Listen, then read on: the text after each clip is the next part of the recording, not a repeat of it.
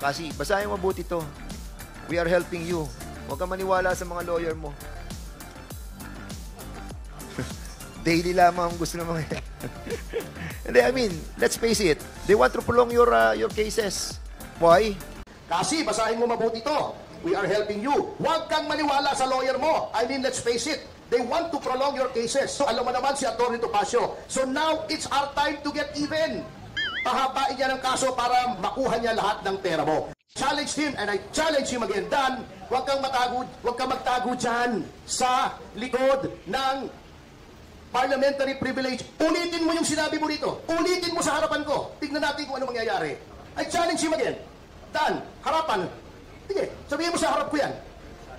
Huwag ka naman matakot sa akin. Late-late ko. May problema pa yung tuhod ko. Pero, ulitin mo sa harap ko. Huwag yung nagtatago ka dyan. Dadagan, Mahalita News Update. Pahabain niya ang kaso para at least makuha lahat ng pera mo. And accordingly, kapag nag-file na yung mga victims ng human trafficking, we are telling you, walang bail yan. Right away, ikukulong ka.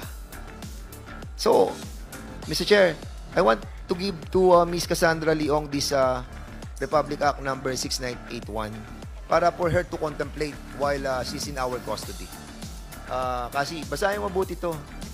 We are helping you. Huwag kang maniwala sa mga lawyer mo. Daily lamang ang gusto ng mga yan. Hindi, I mean, let's face it. They want to prolong your cases. Why? Of course. We know that. Kaya, si Atty. Topacio, alam mo yan si Atty. Topacio, ayun, ang daming banat kay Congressman Abante. Ang daming banat kay Chinky Luistro. Ang daming banat sa akin lingkod. So, it's our time to get even, no?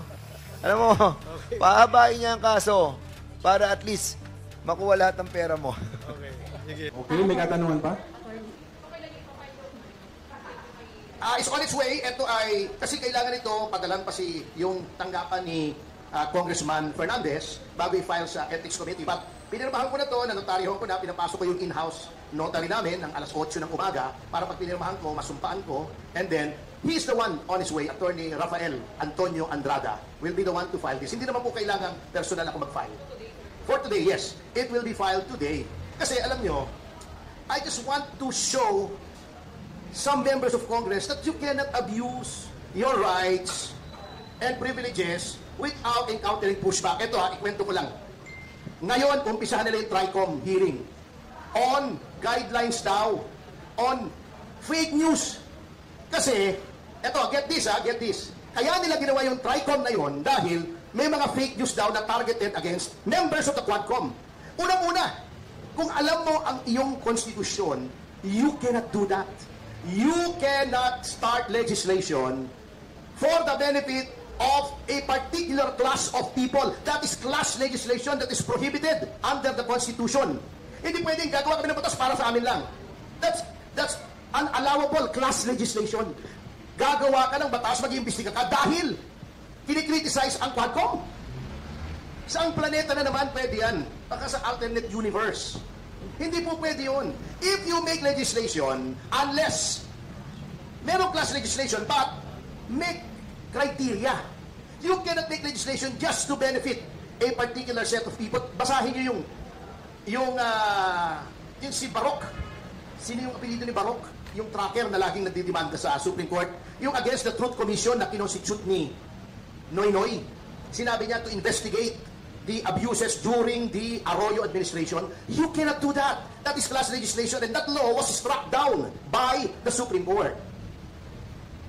Bakit i-concentrate ko sa criticism sa Quadcom? Meron bang kailangang batas pa? Meron na po tayong, we have the strictest libel law in the entire globe. In the entire world, tayo po yung pinakamahigpit na libel law. Isa tayo sa very few countries na criminalize pa ang libel. Meron pa tayong cyber libel. Meron pa tayong civil action under the Civil Code for defamation, fraud, and physical injuries kung pwedeng humingi ka ng danyos for civil libel ang tawag doon. Ano bang kailangan mong batas? Bago sasabihin nila, tatawagin daw nila yung mga representatives sa social media platforms, TikTok, X, Meta, di ba? Titignan nila kung anong guidelines against criticism ng Quadcom. That is prior restraint that is also prohibited under the Constitution. Yan ang sinasabi ko, kung ikaw ay mambabatas, magpasa ka naman ng batas o magpaturo ka ng batas sa nakakaintindi sa batas. Hindi pwedeng puro Google. Hindi pwedeng puro Google. Mahirap po batas. Kaya na 4 na taon namin pinag-aaralan yun. Di ba, may bumabagsak pa nga. Uulit-ulit. After namin mag-aral ng 4 years ng bachelor's degree, mag-aaral na naman kami ng another 4 years ng batas. Magre-review pa kami ng 6 na buwan bago maging abogado. Kung sasabihin mo, makukuha sa Google yung sagot. Hindi po. That is prior restraint. That is censorship. That is an abomination in a democratic government. Censorship, kaya nga wala ng Board of Censors, di ba?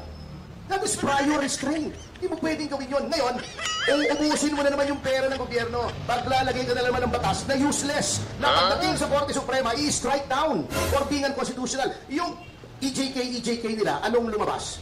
Gumawa sila ng bill against EJK, hindi na naintindihan. Lahat ng killing ay EJK, basta hindi in order ng court. Dinefine mo yung EJK, nakakatawa ka. Sinabi mo, pag government official, ay dapat life imprisonment kung EJK. Nasa batas na eh. Pagka ikaw yung public official, ikaw yung nagpapatay, qualified na. Life imprisonment na. Sinasabi nila, pag may reward system, life imprisonment, price, reward, or promise qualifies a killing to murder. Life imprisonment na yun, even without a bill. See? Nagsayang sila. Pinakain pa kami ng katakot-takot na Jollibee ron. Wala naman nangyari. Ang batas mo, kabote. Kakatawa yung batas na yun. Pisahin nyo. There is nothing in that bill. Hindi pa pala batas. There's nothing in that bill that does not already exist in our system of laws. Wala. Kasi nga, sa Google nag-aral ng batas. Tama na! Hindi pwede yung nag-text to the community katulad ng ginagawa nila kay Grijaldo. Because you're polluting the witness. You should not do that. Talagang brazen eh. You know why? Because the present leadership of the House has cultivated a culture of impunity. Lahat pwede na. Para malito rin sa I'm sure na-brief na ninyo eh. Nililito. Oo, Baka may- ginugulo eh. Bago magagalit ka pagka sinasabihin ng abogado na huwag sumagot, karapatan po yun eh. Are you arguing against a constitutional right? Di ba constitutional convention ka o constitutional commission o whatever, di ba? At tanggalin mo yung provision sa Bill of Rights ng right to counsel sa legislative inquiries. Tapos, but as long as that provision is standing there, every lawyer should defend that provision.